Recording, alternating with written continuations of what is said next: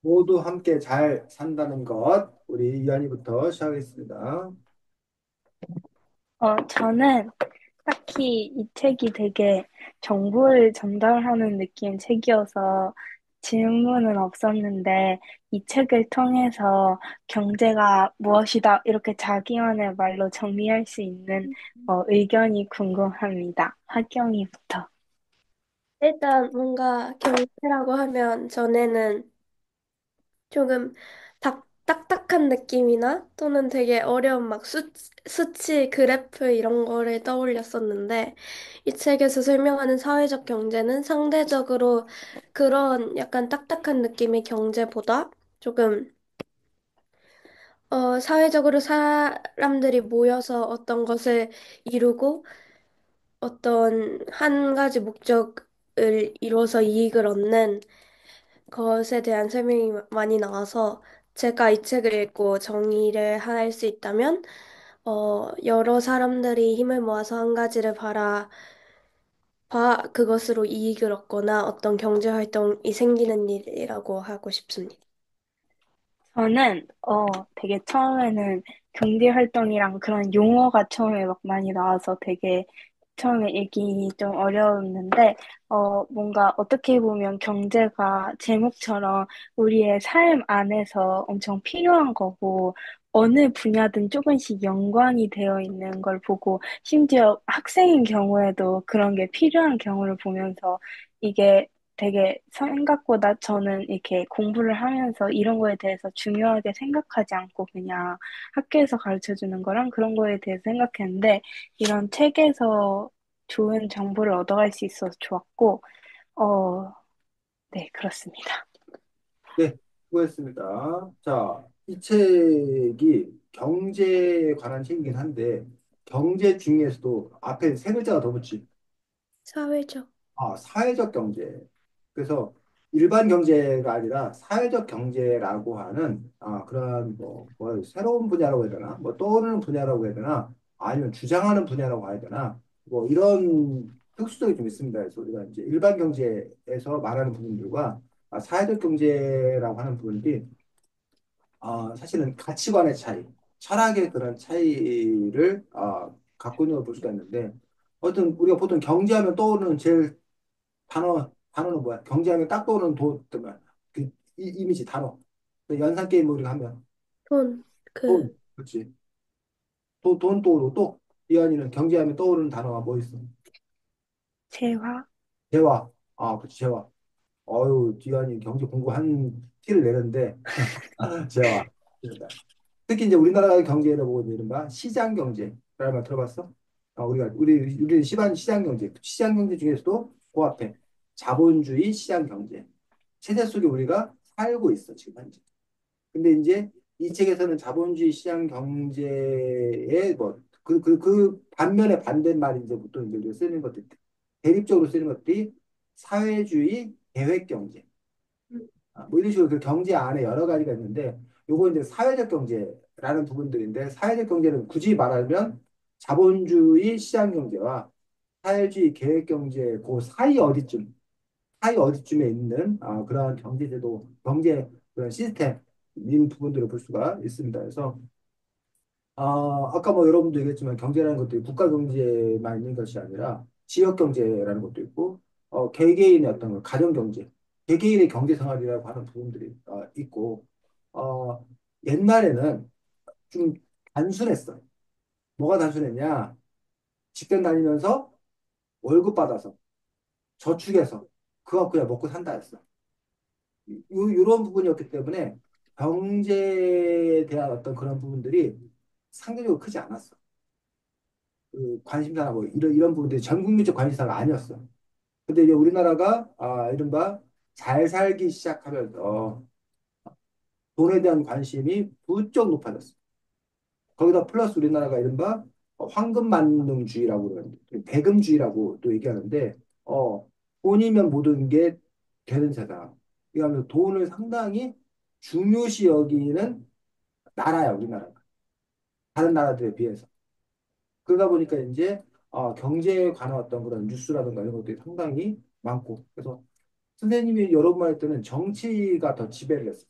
정치면이 일면이고 경제면은 저 신문으로 보면 뭐 2, 3면 정도 이렇게 있단 말이에요. 근데 요즘은 오히려 경제면이 더 크고 정치인을 뽑는데 정치를 잘할 사람을 뽑는 게 아니라 경제를 잘 아는 정치인을 뽑아서 정치인들의 가장 중요한 구호가 우리 국가를 더 발전시키겠다. 음, 잘 살게 해주겠다. 이게 이제 이른바 박정희 대통령 이후에 1970년대 쌤이 태어났을 무렵부터 시작해서 근 50년 이상을 지배하고 있는 그런 부분이에요. 그래서 경제 대통령, 뭐 경제 신화, 뭐 경제 도시 뭐 이런 식으로 이제 진행이 되고 있는데 근데 이 책은 그리고 우리의 경제는 아까 쌤 잠깐 얘기했는데 자본주의 시장 경제의 중요한 부분들은 이른바 능력주의 아니면 각자 도생 자기가 어떻게든 경쟁을 통해서 살아남아야 된다. 그 다음에 뭐야 승자 독식 이긴 사람이 짝이다. 이긴 사람이 다 먹는 뭐 이런 구조 속에 우리가 살아온 거야. 근데 이제 이 책은 과연 그래야 하는가라는 부분에 대해서 의문을 제기하고 사회적 경제라는 그런 뭐 대안 이런 것들을 제시하고 있는 부분들의 그런 책이고 그런 움직임을 소개하고 있기 때문에 이것도 사실은 주장을 담고 있는 거예요. 이런 이 주장과 이 가치에 대해서 여러분이 동의할 수도 있고 아니면 이런 시스템에 관해서 어떤 문제를 지적하면서 여러분은 다른 대안을 제시합니다. 선생님 아까 이제 사회적 경제, 자본주의 시장 경제와 사회주의 개혁 경제의 이 중간 어느 쯤에 있다고 했잖아. 그럼 여러분이 그 선상에서 여러분은 이것보다 더 왼쪽에 갈 수, 이것보다 더 오른쪽에 갈 수 있는 거고 이 자리 이 시점에 있을 수 있는 거고 그래서 그런 점에서 어쨌든 여러분들이 두 가지 어떠한 그 선택지가 있는지를 봐야 돼요. 첫 번째. 두 번째로는 나는 뭘 선택하기를 원하는지를 봐야 돼요. 그래서 이제 선택지 중에서 이제 이른바 사회적 경제라는 선택지를 여러분이 하나 더 메뉴를 하나 더 올려놓는 거예요. 그렇게 여러분들이 이해하면 되지 않을까 싶습니다. 자, 하경이. 네. 일단 이 책에서는 그 사회적 경제에 대해서 말하면서 사회적 경제 활동의 예시를 굉장히 많이 들고 있는데 본인이 실생활에서 직접 겪었던 예시나 또는 이 책에서 인상 깊었던 예시가 있다면 무엇일까요? 이한이. 예시? 여기 나와 있는 뭐 학교협동조합도 나오고, 뭐 생활협동조합도 나오고, 뭐 공동회의도 나오고, 뭐 학교 안에서 있었던 뭐 이런 뭐 체지백 활동도 나오고 여러 가지 나오는데 그것들 중에서 경험한 것 또는 인상적이었던 거를 이야기해 보자는 거지 지금 하경이는. 네. 음. 아, 저는 옛날에 뭐지? 지역 경제 부분에서 무슨 대전역 앞에서 무슨 봉사 같은 걸 했었던 적이 있었던 것 같은데, 옛날 대전에 살았을 때, 그때 기억이 잘 안 나는데, 엄마 지인이랑 막 알게 돼가지고, 거기 한번 나갔는데, 어, 약간 급식 봉사를 해야 되나? 그런 거였어요. 노숙자들한테 하는. 근데 음. 처음에는 되게 귀찮다고 생각을 하고, 뭔가 그렇게 생각을 했는데, 이게, 이것도 경제에 속하는지는 모르겠는데, 뭔가 이 부분도 가격보다는 그 사람들의 가치를 생각하는 쪽에서는 맞다고 생각을 하고, 네, 그랬던 적이 있는 것 같아요. 네.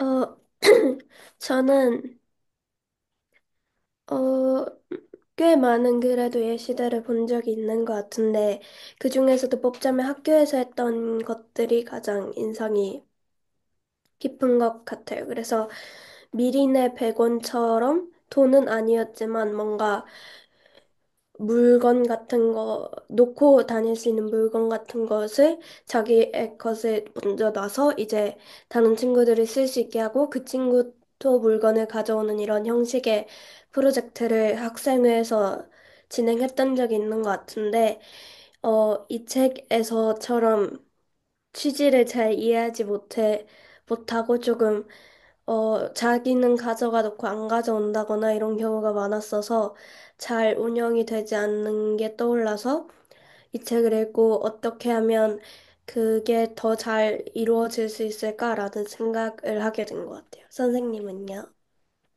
네, 저는 관심 있는 것들 중에 하나가 협동조합인데, 저 충북 보은의 한 초등학교에서 학교 매점을 운영하는데 아이들이 협동조합을 만들어서 매점을 운영하고 그런데 그 학교 아이들에게 그 기본소득으로 뭐 2천 원씩인가를 일주일에 한 번씩 나눠주면 그 아이들이 그 돈을 가지고서 거기 매점에 가서 뭐 원하는 걸 사는 뭐 그런 그 형태가 있어서 그것들이 어쨌든 자기가 경제를 직접 운영하는 경험해보는 그런 기회도 되고 또 아이들 스스로가 그렇게 협동조합 매점을 운영해보는 어떤 그런 기회가 된다고 싶어서 그것도 일종의 어떤 그런 사업이기 때문에 그런 것들도 여기 나와 있는 그런 사회적 협동조합의 모델이 되지 않을까라는 생각을 했었고 근데 또 하나는 그 사회적 협동조합이 과연 우리는 지금 현재 사업 그 개인 사업을 한다라고 하는데 개인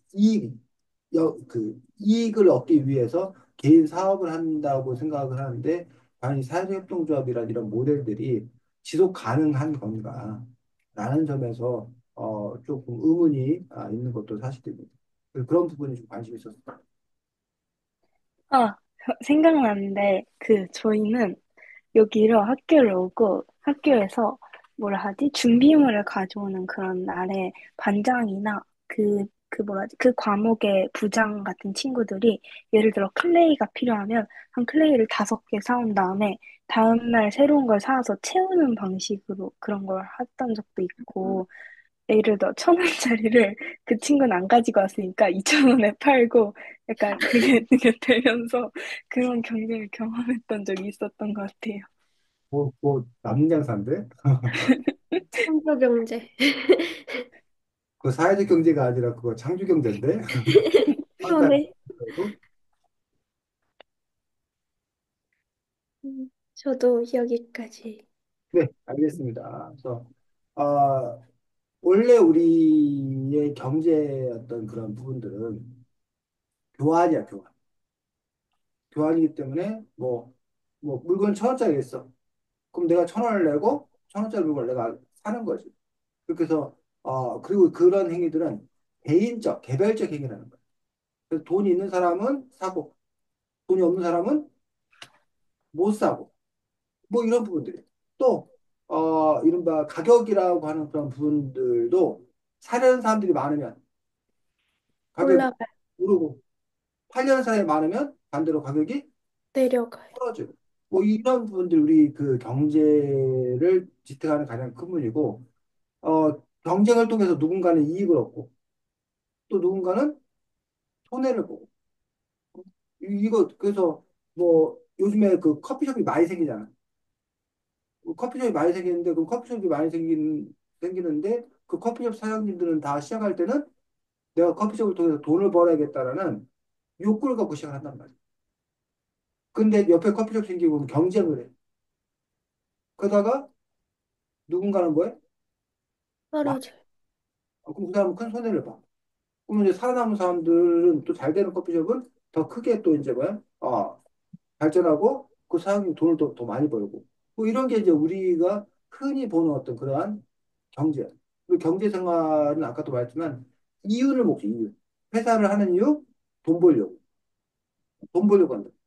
근데 사회적 경제는 돈 벌려고 하는 게 아니라는 거야. 그러니까 그러니까 근데 오해하지 말아야 돼. 돈 벌려고 하는 게 아니라는 게 돈을 하나도 안 벌겠다는 게 아니라 이윤을 얻겠다는 게 아니라.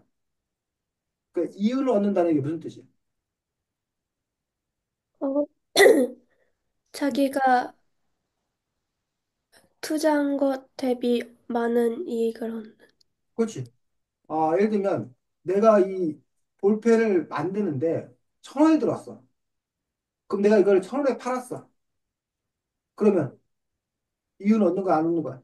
저는 아니면, 안 얻는 거란 말이야. 근데 이제 1,000원이라는 거 안에는 뭐가 들어가냐? 요거 일단 원료비도 들어가야지. 그다음에 요거 만들면 공장이 있어야 되잖아. 그다음에 거기 사람들 월급 줘야 되잖아. 이것도 무슨 뭐 마케팅 해야 되잖아. 또 이거 저기 뭐야 세금 내야 되잖아. 이런 비용을 다 합해서 이게 1,000원이란 말이야. 그럼 이거 1,000원에 팔아서 안 된다고. 그럼 사장님이 뭘 보려면 이게 1,000원이 아니라 뭐 1,300원 정도에 팔아야 된단 말이야. 그럼 1,300원에 팔면 1,000원어치 나가고 300원 자기가 갖는 거야. 또는 근데 그 1,000원 안에는 또 심지어는 뭐가 있냐면 자기 인건비도 들어있는 거야. 음, 그래서 어떤 경우는 그냥 그 인건비 따먹게 한다라는 그런 표현을 하거든. 그러니까 내가 커피숍을 운영을 하는데 뭐 예를 들면 뭐 다 빼고 200만 원 벌었어. 음, 그럼 그 커피숍 사장님은 영업을 잘한 거다 못한 거다? 못한 거다. 못한 거다. 왜? 인건비를 빼지 않았을 때 200만 원 남았다는. 그렇지. 자기가 다른 데 가서 일해도 음, 최저임금만 받아도 200만 원 더 받아. 근데 자기가 찾아간답시고 뭐 했는데 200만 원 남았다 그러면 근데 자기 인건비를 제하고 200만 원 남았다면 그건 괜찮아. 음, 그게 이익이야.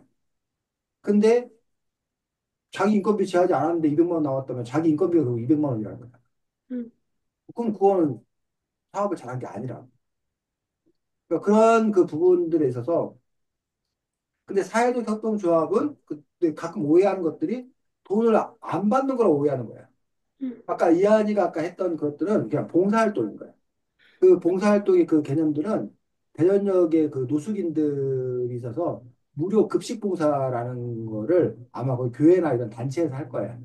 그래서 거기 가서 자원활동가들이 와가지고 음식 그 만드는 거, 그다음에 이제 뭐 설거지하는 거, 뭐 나눠드리는 거 하고, 근데 그리고 돈을 받았어요. 아, 그래. 그리고 무료가 아니었어요. 후원. 네. 후원을 사람들한테 받는데, 근데 이제 다만 그 돈을 받는 거가, 예를 들면 뭐, 국수 한 그릇을 한다. 그럼 뭐, 500원이나 1,000원 받고 아마 그랬을 거야. 음, 그렇지 않아? 3,000원씩 했었던 것 같아요. 3,000원씩 받았어? 네, 다 똑같이 하고 센? 3,000원. 아니, 문자 중인데 3,000원을 받아? 그 무슨 말씀이, 보통은 이제 무료로 하는 경우가 대부분이고, 3,000원을 받았으면 그건 어떤 형태의 말씀, 선생님 잘 이해는 안 가지만 어쨌든. 근데 이제 보통 여러분들이 국수 가게 가서 국수 먹으면 최소한 얼마, 8천, 어? 6, 7천 원, 8천 60천 원. 정도. 진짜, 네. 근데 그걸 이제 3,000원에 팔면 저기 정도일 거야. 재료비.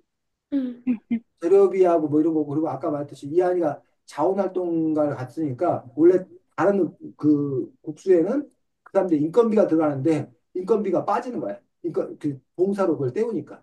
음, 근데 이제 선생님이 아까 말했던 무료로 하는 데는 아예 그런 뭐 교회나 이런 개인 성금으로 재료비까지 다 저기를 하는 거지. 음, 받아서 그 사람들께 무료로 이렇게 나눠주는 어떤 그런 분들인데 어쨌든 그런 일을 하기 위한 그 단체가 있으면 거기도 역시 사회적 협동조합일 수 있는 거죠. 근데 이제 그 사람들은 돈이라는 가치로 보면은 이런 기업 모델은 아니야. 하지만 그렇게 나눔을 함으로써 어쨌든 배고픈 사람들에게 만족감을 주는 거잖아. 그리고 아, 누군가가 나를 돌봐주고 있구나. 라는 사회의 어떤 그런 연대의식이 커지잖아. 근데 그게 돈으로 환산될 수 있는 게 아니야. 돈으로 환산되진 않아. 하지만 그렇다고 그것이 가치 없는 일은 아니라는 거야. 그러니까 지금 현재 우리 사회의 고민이 그거야. 음, 그동안 우리 사회는 다 돈으로 환산되는 일에 대해서만 지금 가치 있는 일로 여기고 돈 안 준다면 안 하는 거야. 근데 돈 안 준다고 하더라도 그 가치 있는 어떤 그런 일들. 예를 들면, 우리가 부불노동이라고 하는 게 있는데, 부불노동의 부가 아니부에다가 음, 지불할 때 불이야. 그러니까 돈이 지급되지 않는 노동이 대부분이 이른바 전업주부. 음, 전업주부 역할 하면은 아이들 뭐 이렇게 아침에 학교 갈 때 챙겨주고 뭐 밥 저기 하고 그런다고 월급 주지 않잖아. 그래서 아무 일 안 한 것처럼 느껴지지만 그래서 어떤 사람은 그거를 돈으로 환산해야 된다고 주장하는 사람도 있어. 그래서 전업주부가 하는 일을 돈으로 하더라면 예를 들면 가사도우미 불러서 집안 청소하면 음, 뭐 음식 만들면 뭐 간병인 불러서 무슨 돌봄 서비스 하면 그러면 그게 뭐 몇천만 원이다. 뭐 이런 식으로 이제 그거를 돈으로 환산을 해서 그것들이 가치 있는 일이라고 얘기하는 사람도 있고. 근데 어쨌든 돈으로 환산하지 않아도 예를 들면 뭐 이한이가 저기 할 때 엄마 아빠가 이한이 아파? 이한이 어디 힘들어? 라고 하는 어떤 그런 말이 두 사람은 얼마나 큰 위로가 되고 안심되고 그러겠어. 근데 그건 돈으로 환산될 수 있는 게 아니라는 거야. 근데 그게 만약에 없는 사회에 산다고 생각해봐. 나 돈 안 주면 위로 안 해줄 거야. 나 돈 안 주면 나 너한테 사랑을 안 베풀 거야. 이런다고 생각을 해봐. 근데 그게 지금은 그렇게 돼버린 거야, 사실. 왜냐면 예전에는 뭐 집에 무슨 갑자기 부모님 일이 있어서 어디 뭐 1박 2일 다녀오셔야 돼.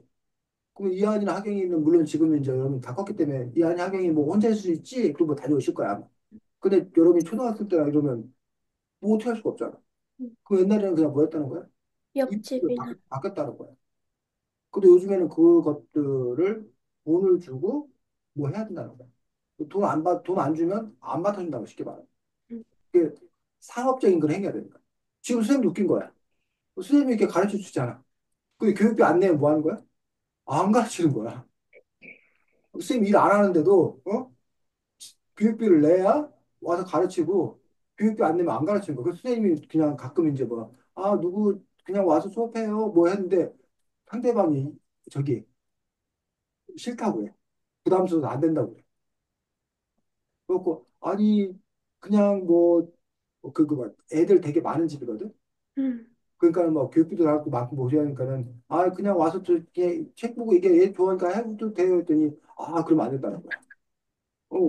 그런 식으로 우리는 철저하게 교환 내 어떤 그런 시스템으로 간 어떤 그런 경제들인데 요 사회적 경제는 좀 더 다른 어떤 그런 모습들. 그래서 이제 아까 미린의 배움 같은 경우가 최근 들어서 이제 그 무슨 집회할 때도 이게 또 유행이었던 거 알아 혹시? 뭐 아이유가 무슨 자기 아, 를 위해서 무슨 거기 뭐 커피숍에다가 뭐 커피 무슨 뭐 500잔 값을 맞아요. 선결제 선결제.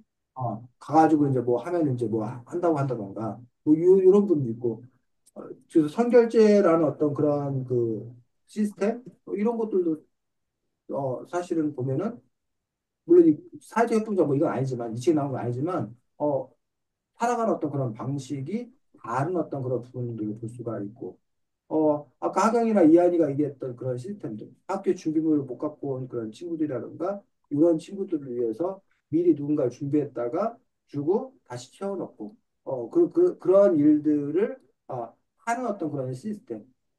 그런 시스템이 그 전에 우리의 그 부분들은 결국은 자기가 돈 내고 자기가 소비하고 이런 구조 속에서 그렇지 아니하고 돈과 관계없이 그런 것들을 하는 것들. 그러니까 그런 것들을 하는 이유들은 바로 그런 과정을 통해서 자기들이 안전하다고 느끼는 거, 연대감을 느끼는 거. 그런 의미들이 상당히 크지 않나 싶습니다. 자, 어쨌든 이 책에서는 경제에 관한 그 이야기들이 나오는데 어디를 보면 되냐면 20조.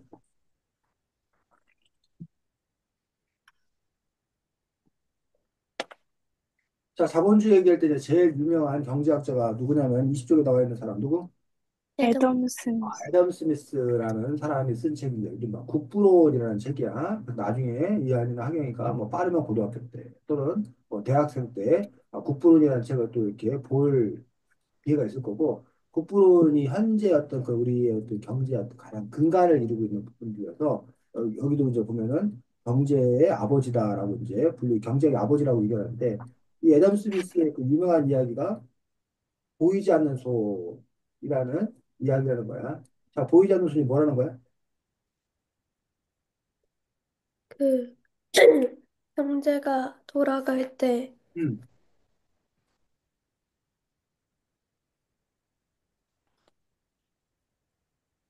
근데 돌아갈 때.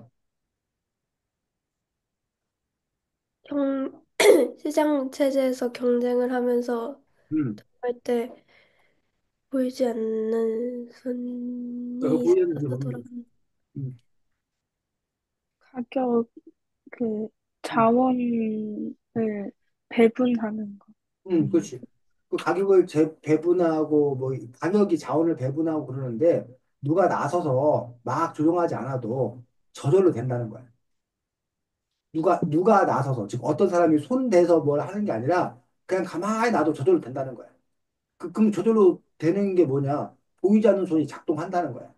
그 보이지 않는 손이 바로 뭐냐? 그게 바로 여기 나와 있는 부분들이 바로 개인의 이익만을 위해 일을 하더라도 보이지 않는 손에 이끌려 자연스럽게 사회적 이익을 키우게 된다라고 얘기했는데 그냥 빵집 사장님은 뭐 하려고? 돈 벌려고 음, 빵을 열심히 만들었다.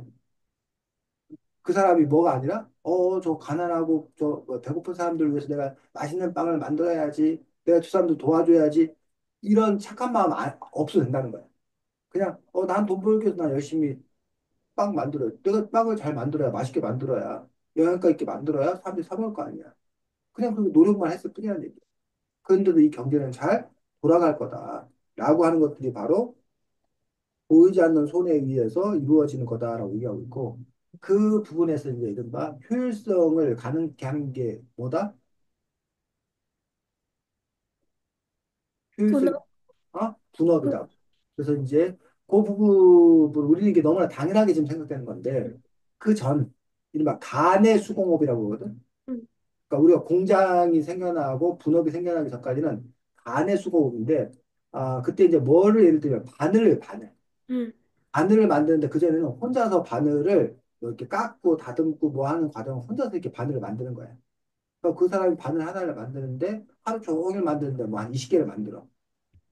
근데 그 다음에 나온 것들이 공장 시스템에서는 바늘을 어떻게 하냐면 이한이는 깎는 일만 해.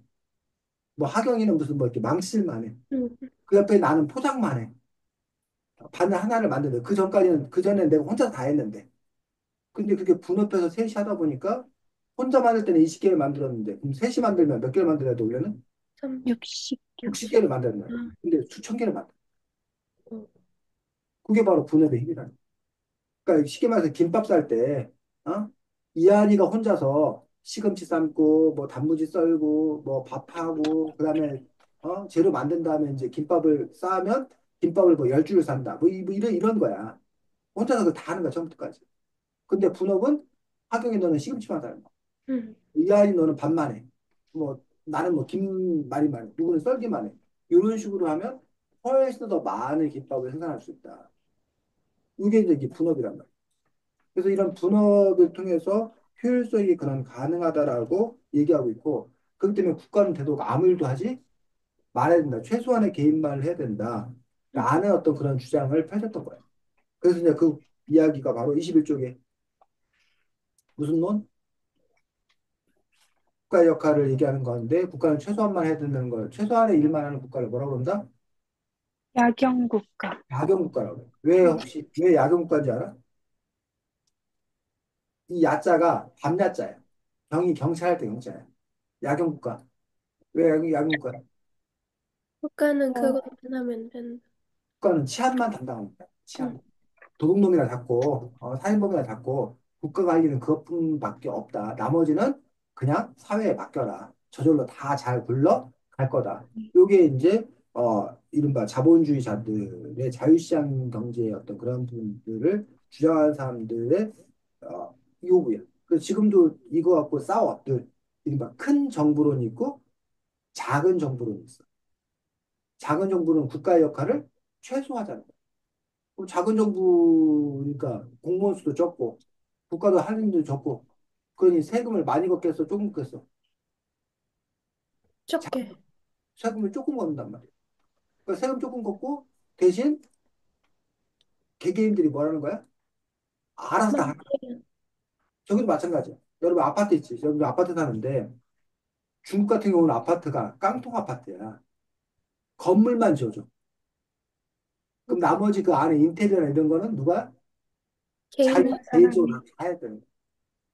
그러면 아파트 값이 높아질까 낮아질까 높아요. 처음에 공급할 때 낮아져요. 낮지. 아파트 값이 낮지. 자기가 들어가서 다 하니까. 어? 그렇게 하라는 거야. 자기 취향대로 뭐 할 수 있게 음, 하는 거야. 근데 이른바 큰 정부로는 정부가 많은 일을 하겠다는 거야. 복지부터 시작해서 뭐 교육 뭐 등등 여러 가지 일들을 다 하겠다는 거야. 큰 정부로.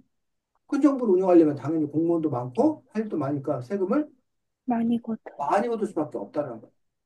그래서 이런 정부 운영 방식에서 이제 이른바 큰 정부로는 갈 것이냐, 작은 정부로 갈 것이냐라는 걸 갖고 사실은 끊임없이 대립을 하는 거야. 그 얘기는 곧 아까 세금을 국가에 많이 내야 되느냐, 조금 내야 되느냐. 그래서 가끔 우리나라 사람들이 북유럽을 부러워해. 대학도 공짜, 병원도 공짜, 노인 되면 연금도 막 2, 300만 원씩 나와. 얼마나 좋아, 부러워해. 근데 그것만 부러워해. 근데 사람들이 그 다음에 그때 북유럽으로 그막 북유럽처럼 하자는 거에 반대하는 사람도 많아. 음. 네. 그렇게 음. 하려면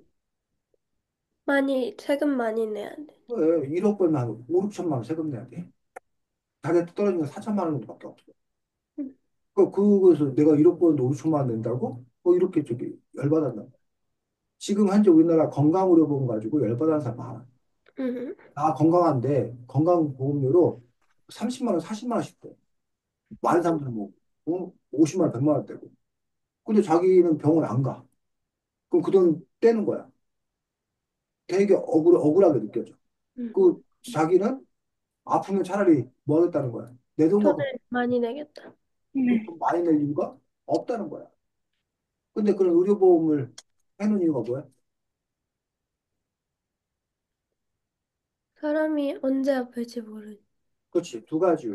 하나는 내가 언제 아플지 모르니 지금은 안 아픈다 하더라도 내가 이렇게 돈을 내놓으면 다른 사람도 돈을 내고 있으면 내가 아플 때 더 큰 돈을 받을 수 있을 거다.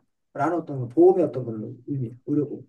그래서 그 시기적으로 지금은 안 아프지만 언젠가 아플 수 있습니다. 나도 늙으니. 그러니 내가 젊었을 때는 내가 돈을 내주고 내가 늙으면 다른 사람이 돈 내서 내가 되겠다 해서 내 안에서 놓고 보면은 플러스 마이너스 제로야. 그 원리가 하나 있어. 근데 사실은 내 안에서 봐도 플러스 마이너스 제로 아니야. 누군가는 보험료를 더 많이 내고 혜택은 별로 못 받아. 음. 또 반대로 어떤 사람은 내고 혜택 많이 받아. 그 의료보험에는 또 어떤 기능이 있는 거야? 가족이. 응? 그렇지. 가족 또는 가족을 더 벗어나서 우리 국가 공동체. 음. 대한민국을 같이 살아가는 사람들의 연대입니다. 연대. 음. 가난한 사람들에게 또 뭐 할 수 있는 권리? 치료받을 수 있는 권리를 제공하자는 거예요. 그럼 가난한 사람들이 돈이 없잖아. 그럼 치료도 못 받잖아. 근데 의료보험 체계를 통해서 부자들이 좀 더 많이 낸 돈으로 가난한 사람들도 일정 수준 이상의 의료 서비스를 받을 수 있는 어떤 그런 체계를 만드는 것들. 그럼 결국 그것도 이제 이른바 공동체 의식이라는 거죠. 근데 그게 이제 가족까지는 커버가 돼. 내가 월급 벌어서 우리 가족 아픈데 돈 쓰는 거에 대해서 아까워하지 않아. 당연히 써야 되리라고 생각해. 그래서 사람들이 그 가족만 이제 뭐 하면 벗어남. 벗어나면 저 사람이 아픈데 왜 내 돈을 내야 되느냐. 라는 문제로 가기 때문에 갈등이 벌어지는 것들을 볼 수가 있는데 어쨌든 그 부분에 있어서 야경 국가론을 주장했는데 여기 21쪽에 보니까 국가가 개입을 안 하니까 어떤 문제가 생긴다는 거예요.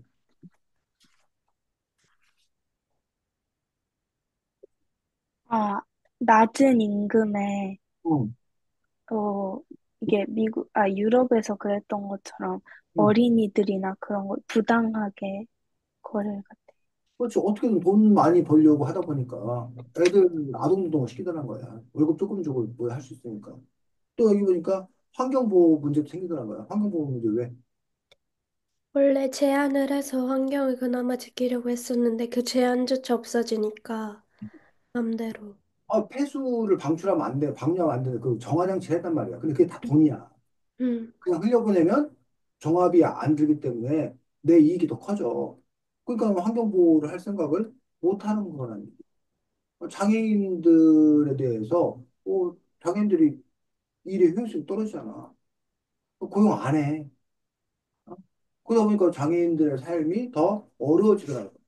그런 부분에 있어서 결국은 이런 애덤 스미스의 말대로 각자 자기 이익대로만 하면 세상은 오히려 더 풍요로워진다. 더 좋아진다 했는데 실상은 그렇지가 않더라는 거야. 그러면서 뭔가 국가가 개입을 해서 장애인 의무 고용제라는 것도 실시를 한다던가, 장애인들이 그 만든 물품에 대해서는 국가가 먼저 구매를 해준다던가, 환경과 관련돼서 각종 규제를 함으로써, 사람들이 함부로 환경을 오염시키지 못하게 한다던가, 그런 식으로, 국가가 규제를 하더라고요. 그래서 결국은 우리의 어떤 그런 각 나라마다 다 달라. 결국은 국가가 얼마나 개입을 할 거냐, 하지 않을 거냐에 대해서 차이를 가고. 현재 우리나라가 이제 또 이제 대통령 선거하겠지. 대통령 선거할 때 각 당마다도 그게 다른 거야. 국가의 개입을 더 많이 해서 복지를 더 많이 하자. 대신 세금은 더 많이 걷자는 쪽과 반대로 국가의 개입을 최소화하고 세금을 더 적겠다는 적게 내자는 쪽. 제일 나쁜 놈은 누구? 세금 많이 내고 복지 안 하는. 세금 많이 내고 복지 안 하는 건 진짜 나쁜 놈이지. 그 돈을 자기가 뭐야 빼먹은 거지. 자, 그 다음 나쁜 사기꾼은 누구? 하경이 말 거꾸로 하는 사람이 사기꾼이야. 뭐 세금 조금, 세금 음, 복지는 많이 해주겠다는 사람들 그건 완전 사기꾼. 그럼 불가능한 일이야. 불가능한. 그래서 둘 중에 하나 세금 많이 내고 복지 많이 하겠습니다. 쪽이든지 세금 적게 내고 뭐 하겠습니다. 복지도 줄이겠습니다. 최소한 그 사람들은 거짓말을 안 하는 사람들. 음, 솔직한 사람들. 그래서 그런 점에서 이제 그런 그 정책들을 비교해보고 우리 사회가 어느 방향으로 나아가는 것들이 더 나은지 뭐 이런 부분에 대해서 여러분들이 한번 자기 나름대로 생각할 필요가 있습니다. 자, 그런데 그럼 이 사회적 경제는 도대체 왜 생겨났느냐? 여기 24쪽 보겠습니다. 24쪽에 보면 근데 아까 큰 정부가 그럼 해결책이 됐느냐? 큰 정부가 해결책이 안 됐다는 거예요. 정부가 개입을 해서 뭘 많이 하다 보니까 정부의 특성 중에 하나는 뭐냐면 그 어려운 말 관료성이나 관료주의라고 그러는데 정부의 그 공무원들 뭐 이런 분들이 정해진 일만 해. 책임질 일을 안 해. 그래서 요즘에 그 큰 이슈가 되고 있는 것들이 현장차 박습을 갔는데 아이가 그 사고로 죽은 거야. 음, 근데 그거에 대해서 나라가 교사한테 책임을 지는 거야. 음. 교사 네가 더 안전하게 뭘 했어야 되는데 뭐 못했기 때문에 너 책임지라는 거야. 근데 교사 입장에서는 아니 없어요. 선생님 그 사건 정확히 기억이 안 나는데 버스가 뭐 후진하다 뭐 어떻게 그 애를 치웠는데 내가 뭐 그거 어떻게 하라는 얘기냐. 그러니까 이제 교사들이 야, 그 사고 나면 무조건 내 책임 되는구나. 그러니까 교사들이 내는 결론은 뭐냐면 그럼 현장차 박사 안 가. 음, 현장차 체험학습 갔다가 사고 나면 나만 책임져야 되는데 그러니까 안 가는 걸로 돼버린다. 그런 점에 있어서 이 국가가 뭔가를 했을 때 음, 신속하게 창의적으로 하는 게 아니라는 게 국가는 늘 그 안정된 제도를 위해서 회의도 거쳐야 되고 뭐 법도 바꿔야 되고 뭐 이런 매뉴얼대로 해야 돼. 그래서 창의적인 어떤 그런 접근을 할 수가 없어. 그러다 보니까 이른바 공룡이 돼가지고 그 공룡의 문제점은 기민성이 없는 거야. 그 변화에 대처하지 못해. 그러면서 망해. 그래서 이 책에서는 지금 보면 정부가 불필요하게 커져서 비용이 많이 들 수 있는 그런 문제가 생기는 거예요. 그래서 늘 작은 정부, 큰 정부는 늘 시소였어, 시소. 음, 작은 정부로 갔다가 보면은 안 돼, 너무 힘들어. 그럼 막 사람들이 아우성을 해.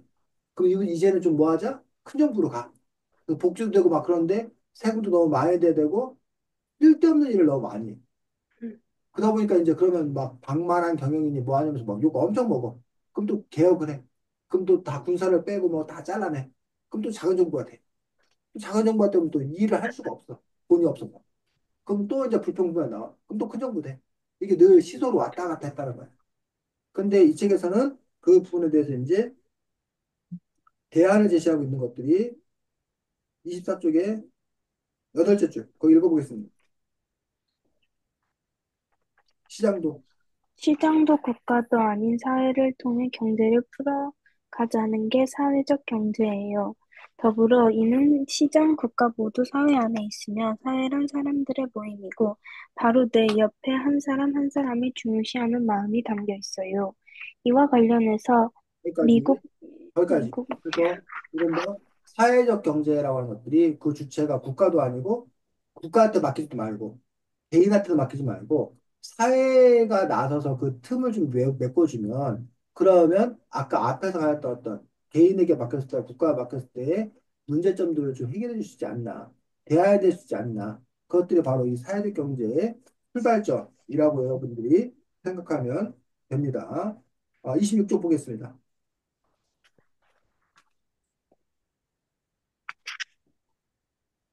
넷째 줄, 거기 읽어보겠습니다. 마을 마을이, 음. 세계를 구한다. 비폭력 저항운동으로 유명한 인도의 지도자 간디가 일찍이 한 말이에요. 마을 하나하나가 독립적인 마을 공화국이 되면 세상을 바꿀 수 있다고 보았던 거죠. 영국에서 독립할 당시 인도 전역에는 70만 개의 마을이 있었다고 해요. 간디는 이들 마을이 각각 자급자족하며 느슨하게 연결되어 서로 협력하는 세상을 꿈꾸었습니다. 작은 마을이야말로 진정한 민주주의를 바탕으로 지속 가능한 성장을 이룰 수 있다고 보았기 때문이에요. 사회적 경제는 이처럼 나와 내 이웃이 함께 행복해질 수 있는 경제를 위한 활동이에요. 그러면 마을 단위에 주목을 한 거야. 아까 그 국가라는 어떤 그런 큰 사이즈도 아닌, 개개인이라는 어떤 그런 파편화된 그런 부분도 아닌, 마을이라는 곳에 주목을 해서 여러 가지 활동을 펼치는 것들, 요것들이 이제 이른바 사회적 경제다라고 이야기하고 있습니다. 어, 자, 그 다음에 이제 여러분들이 또 유명한 그 이야기들 중에 하나가 공유주의 비극이라는 말 들어봤어? 경제 쪽에서 잘 쓰는 것들이 공유주의 비극. 못 들어봤어? 들어는 봤어? 공유주의 비극. 들어봤어요. 뭔지 설명은 안 되고? 정확히는 공유주의 비극은 뭐 쉽게 말하면 이거야. 아, 자원, 아, 자원이 아, 고갈되는 거를 음, 과학적인 상황으로 얘기한 거 아니에요? 그렇지. 공유주는 모두가 다 함께 쓸 수 있는 공간. 음, 너네 아파트로 치면은 그 뭐야 정원 음, 같은 데 있잖아. 그 내 것도 아니고 네 것도 아니고 뭐 이렇게 우리 같이 쓰는 공간 있잖아. 그게 공유죠, 공유지. 근데 거기에서 비극이 벌어진다는 거야. 그래서 이제 보통 이 이야기의 출발점은 양들을 키웠단 말이야. 이 아이도 양을 키우고 하경이도 양을 키워. 음, 근데 이제 양들이 이제 그 풀을 뜯어 먹어야 되잖아. 근데 그 목초지가 이한이 목초지, 하경이 목초지 이렇게 나눠져 있는 게 아니라 그냥 이렇게 넓은 들판이 있는 거야. 주인이 없는. 그래서 이한이도 가서 이제 풀을 뜯기고 하경이 가서 풀을 뜯긴단 말이야. 근데 그게 만약에 이한이 의 목초지면, 하경이의 목초지면 개인들이 잘 관리해서 적당하게 이렇게 그 망가지지 않도록 잘 관리를 할 거란 얘기야. 음, 근데 주인이 없는 땅이니까 이한이는 어떻게든 가서 거기 있는 풀을 내 양들이 더 많이 뜯어먹게 하는 해서 내 양을 막 키우는 거가 오로지 초점이야.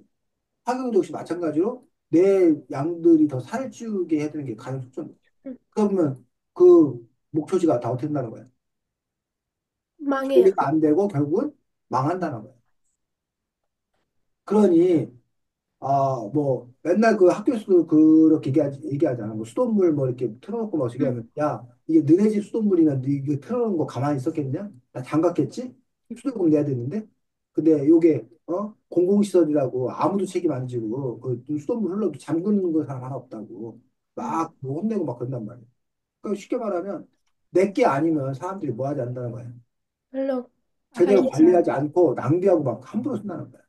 그러니까는 그래서 이제 우리가 사회경제를 중요시 여기는 이유들이 내 것이라는 확신이 있어야 내가 더 열심히 일하고 내 것이라는 확신이 있어야 더 잘 관리한다는 거야. 그 내 것, 네 것 없는 모두의 것은 아무의 것도 아니라는 거야. 그렇게 주장하는 사람들이 있어. 자, 근데 그거에 대해서 여기에서는 다른 얘기를 하고 있다라는 거야. 다른 얘기는 뭐냐면 여기 28쪽에 다섯째 줄 거기 한번 읽어보겠습니다. 어장이나 목적이 등. 어장이나 목초지 등 공유 자원은 누구의 것도 아니기에 경제적으로 이용해서 훼손되지 않도록 정부가 규제해야만 하는 것으로 여겨질 수 있는데요. 이 경제학자는 미국, 캐나다, 터키, 일본의 사례 연구를 통해 수백 년 동안 많은 지역에서 주민들이 자발적으로 공유 자원을 잘 관리해왔다는 사실을 발견해 그 원리를 알려주고 있어요. 그렇다면 우리 주변에서 볼 수 있는 구체적인 공동체적 해결의 원리는 어떤 것이 있을까요? 서울 북촌에 가면 스페인 음식 전문 레스토랑 테레노가 있어요. 백인의 미식가가 평가한 코립 랭킹 상위 10위에 꼽힌 맛집이지요. 유명 정치인, 기업가, 외국 대사가 즐겨 찾는 고급 음식점인데 다른 곳과 다른 또 하나의 특징이 있어요. 이곳에는 결혼 이주 여성과 학교 밖 청소년들이 많이 일하고 있어요. 다른 곳에서는 취업이 어려운 이들이 보다 적극적으로 고용하면서 경제적 가치와 함께 사회적 가치를 만들어내는 사회적 기업 요리아시아가 낸 음식점이기 때문이죠. 아, 거기까지. 저녁, 자, 거기까지 읽고, 수고했습니다. 그래서 여기 보면, 그 공유자원을 국가 관리 않더라도 지역에서 주민들이 자발적으로 관리를 해서 공유주의가 망가지지 않다는 거야. 즉, 이하냐하고 하경이가 양떼를 같이 키우는, 풀었는데, 어느 날부턴가 이하냐하고 하경이 스스로가, 야, 우리 그냥 막 하다가는 이 목적이 망하면 우리 다 망해. 그러니까 우리가 뭐 일주일간 한다음에 그 일주일을 뭐 시작한다던가 자기들끼리 그런 규약을 만들어서 얼마든지 공유주의 비극이 일어나지 않게도 관리 가능하다. 라고 주장을 하는 거예요. 근데 이제 사실 이거에 좀 의문이 드는 거지. 뭐 학용이가 위안이 해봤다는 거 아니야. 뭐 음, 미리 무슨 그 갖다 하자 그랬는데 얌체 같은 것들이 쓰고 안 갖다 놔가지고 결국은 지킨 사람만 손해보고 그거 열받아가지고 그럼 다 안 해. 뭐 이런 식으로 그 망한 그런 경험도 있다는 거야. 반면에 누군가는 아니야 우리는 그거 잘하고 있는데 라고 해서 그럼 도대체 그 차이가 뭐 어디서 나오는 건지 뭐 그런 것들에 대한 연구가 있어야 되는 것도 볼 수가 있고 여기 그 음식점 얘기하면 그 다음에 이제 29쪽에도 나오는데 사장님이 만약에 돈을 많이 벌어야겠다 생각한다면 어? 월급을 뭐해? 많이 줘야 돼 조금 줘야 돼? 조금 줘야 조금 줘야 된단 말이야. 그리고 여기 보니까 뭐 무거운 주방기구를 다루지 못하는 경우에는 그러면 기구를 바꾸면 되지 하면서 체형에 맞는 프라이팬을 구매했다는 거야. 근데 사장 입장에서는 프라이팬 새로 구매하면 다 그게 뭐야? 돈이잖아. 네. 그러니까는 새로 안 구매하지. 네가 힘들다고 네가 샴푸해 이러겠지. 근데 이렇게 하는 것들이 가능한 부분들이 뭐냐라는 것들. 그래서 여기서 지금 보면 밑에 29쪽에 밑에서 일곱째 줄 확인 읽어보겠습니다. 이처럼 사회적 경제는 이윤 추구를 우선하는 영리 기업과 사회적인 목적을 추구하는 비영리 조직의 중간 지점에 있답니다. 까지. 자, 사회적 경제는 여기서 말하는 대로 이윤 추구를 우선하는 영리적 기업. 근데 이 말에는 지금 뭐가 들어있냐면 돈 벌기 위해서라면 뭐든지 하는 음, 기업이라는 뭐 비윤리적이건 뭐 비도덕적이건 관계없이 하는 거라는 게 밑에 깔려 있는 거야. 음. 반면 사회적인 목적을 추구하는 비영리 조직의 비영리 조직. 아까 비영리 조직은 뭐 하지 않는다는 거야. 그 이윤 이윤을 내지 추구. 않는다는 거야. 인건비 정도만 저기 한다는 거야. 근데 그거에 뭐 정도? 중간 정도라는 거야. 그러니까 과도한 이윤을 내진 않아. 음, 그렇다고 이윤을 전혀 안 내는 것도 아니야. 왜냐하면 이윤을 내긴 내야 되는 이유가 여기는 그래야 지속 가능한 거야. 이윤을 안 내면 거기서 갑자기 무슨 탈이 생기면 그냥 무너져 내린다는 거야. 음. 그래서 요 사회적 경제라고 하는 어떤 그러한 부분들이 아, 그 어느 정도의 선택지에 있는지 그것을 아까 처음 보라고 했었지. 자, 밑에서 둘째 줄 영리기업이부터 29쪽 이하 읽어보겠습니다. 영리기업이 주주나 소유자를 위해 이윤을 추구하는 것과는 달리 이들은 지역사회에 필요한 서비스를 제공하고 일자리를 갖기 어려운 이들을 적극적으로 고용하는 등 사회적 목적을 주된 목적으로 추구한다는 점에서 차이가 있어요. 여기까지, 난, 여기까지. 그래서 아까 말한 대로 장애인을 고용하거나, 뭐 외국인들에게 일자리를 해주거나, 그래서 그들이 살 수 있는 것들을 만들어주는 것들, 그 것들이 이른바 돈을 버는 것으로 환산되지 않지만, 음, 그것도 우리 사회에 꼭 필요한 가치 있는 일이다라는 그런 인식을 갖는 거예요. 그게 좀 어렵고, 그 음, 누군가는 아까도 말했지만 그걸 다 돈으로 환산해서 지금 시장 경제 속에서 사고 팔게 하자. 라고 그게 오히려 낫다라고 주장하는 사람도 있고 아니다. 이런 사회적 기업을 통해서 이렇게 마을이 중간을 채워주는 어떤 그런 방식이 더 낫다라는 그런 주장을 펼치는 경우도 있습니다. 자,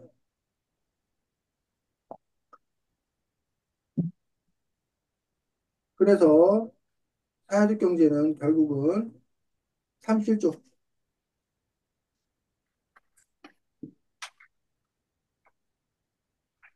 여덟째 줄 모든 경제론부터 하게 읽어보겠습니다.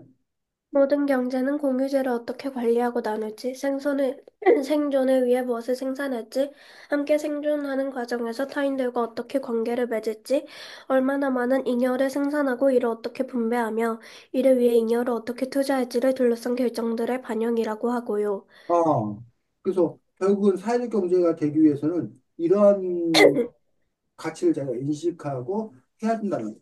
자, 이어서 38쪽에 여섯째 줄, 16가지 핵심 기술을 제안했어요. 거기부터 이한 읽어보겠습니다. 38쪽이요? 38쪽, 그렇지.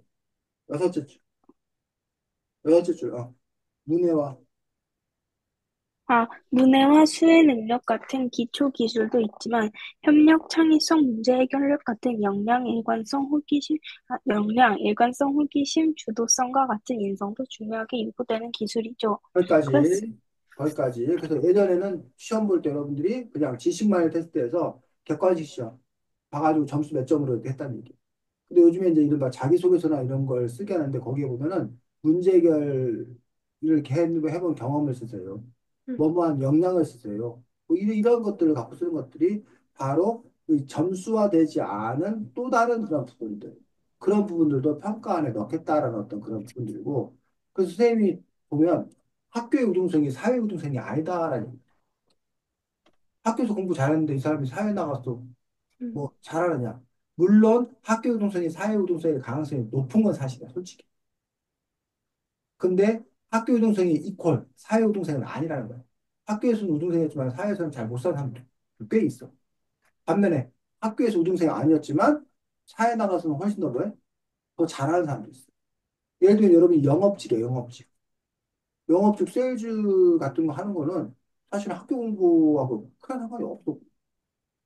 넉살 좋게 누군가에게 말 붙일 수 있는 능력, 그 사람의 마음을 잘 캐치해서 설득할 수 있는 능력, 이런 능력은 사실 따로 뭘 배운다고 되는 게 아니라는 얘기지. 음, 근데 그런 것들이 어쨌든 학교 교육과정 안에서 수업 시간 외에 친구들과의 관계라든가 점심시간이라든가 뭐 이런 여러 가지 관계 속에서 그런 역량이 더 발휘되는 것도 있다는 거예요. 근데 그동안 그것들은 눈에 보이지 않기 때문에 우리가 별로 중요성을 잘 모르고 살았다는 거죠. 근데 이제 이런 사회적 협동조합에서는 바로 이런 역량이라든가 호기심, 주도성, 인성 이런 것들을 키우는 것들이 더 필요한 일이다. 그리고 그런 것들을 어떻게 증진시킬 건가 이런 부분에 대한 고민들이 있는 걸 볼 수 있습니다. 자, 그다음 2장에는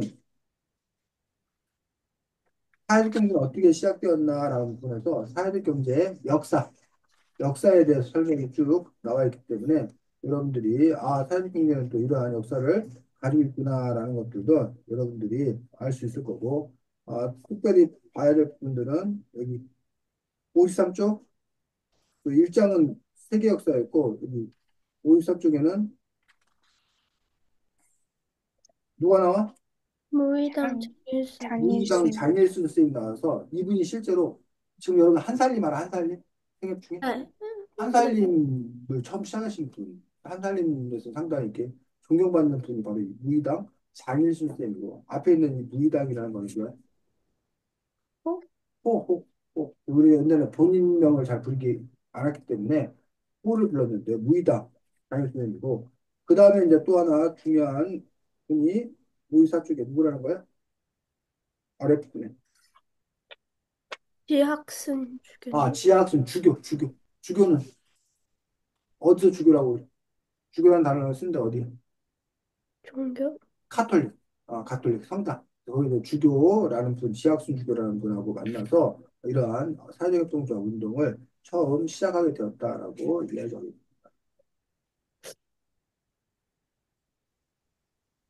자, 그래서 거기에는 보면은, 이 56쪽에 밑에 여덟 줄, 당시에는, 당시에는 은행 문턱이 워낙 높아서 가난한 서민들이 은행에서 돈을 빌리기가 쉽지 않았대요. 그래서 신용협동조합은 가난한 사람들이 자립하기 위해서 서로 돕는 협동조합 운동 중에 하나라고 할 수 있어요. 어, 그래서 결국은 여러분들이 신협인이 뭐냐면 협동조합이 됐거든. 농협 이것도 사실 협동조합이야. 협동조합의 금융사업을 하는 건데, 어, 부자하고 가난한 사람 있으면 누가 돈이 필요해? 가난한 사람. 가난한 사람도 돈이 필요해. 자, 은행은 부자하고 가난한 사람들 중에 누구한테 돈을 빌려줘? 부자한테 돈을 빌려줘. 가난한 사람 돈 안 빌려줘. 왜? 갚을 갚을 능력이 그 없으니까. 갚을 능력이 없으니까. 근데 돈이 필요한 사람은 가난한 사람인데 정작 가난한 사람한테 돈을 안 빌려주더라는 거야. 이게 현재 금융의 어떤 그런 시스템이라는 거야.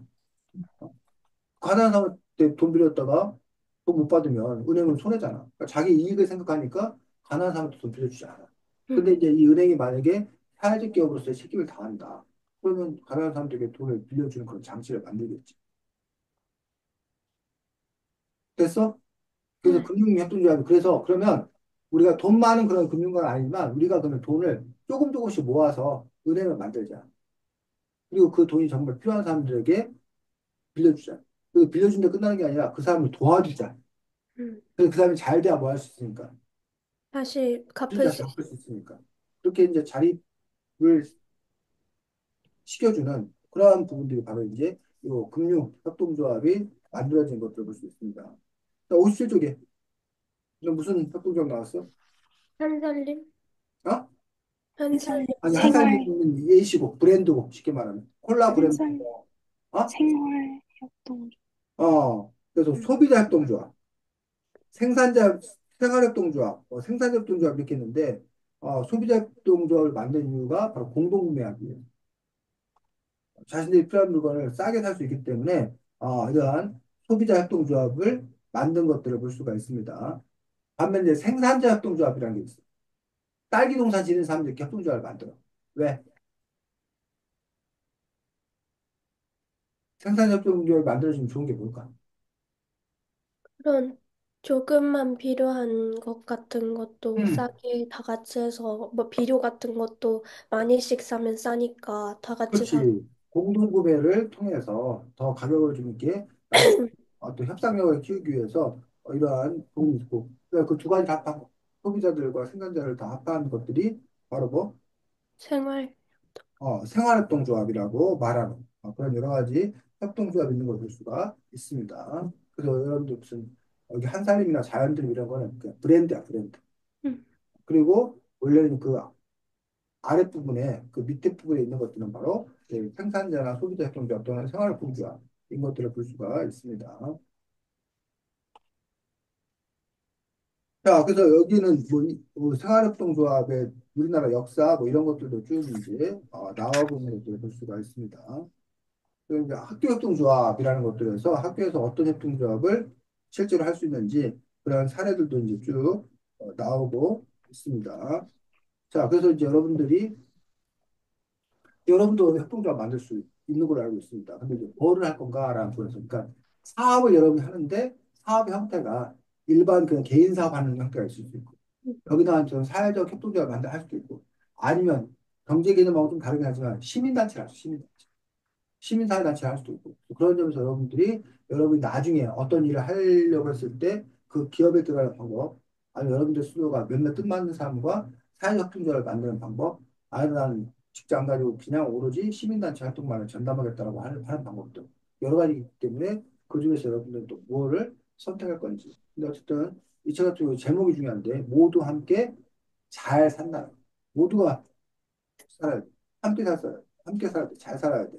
이런 부분들에 관해서 되어 있기 때문에, 아, 우리나라에는 이렇게 사회협동 기업을 만들어서 인큐베이트 단계부터 시작해서 점점, 점점 그 발전시켜가지고 어엿한 어떤 그런 기업으로 성장시킨 그런 사례가 많지는 않지만 또 그런 기업들도 있고, 그래서 사회적 경제 기업에 대해서도 여러분들이 더 관심을 가져주면 좋겠다라고 생각합니다.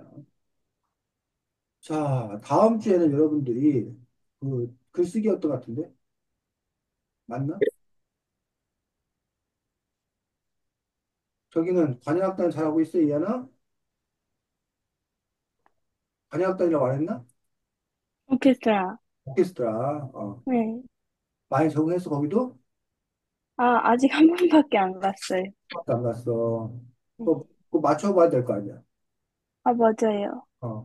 다음 주에 그래서 글쓰기가 많네. 그래서 모두 함께 잘 산다는 것이라는 책에 대해서 여러분들이 에세이, 수필서, 독서감상은 아니고, 독서감상 아니고, 그 모두 함께 잘 산다는 것 관련되어서 여러분들이, 모두 함께 잘 산다는 게 뭔지, 정말 우리 사회가 그럴 수 있는 건지, 그걸 가로막고 있는 건 뭔지, 오히려 모두 함께 잘 산다는 것이 나는 불가능한 일, 말도 안 되는 일이라고 생각한다. 그러면 우리가 어떻게 해야 하는지 등등에 대해서 여러분들이 한번 잘 고민한 다음에 이것과 관련해서 글 한 편을 완성한다고 생각하고 작성을 해서 제출하면 다음 주에 내용에 있는 에세이에 대해서 검토해 보도록 하겠습니다. 네. 없고 수고 많았고 주말 또 잘 보내시기 바랍니다. 안녕. 안녕히 계세요. 네.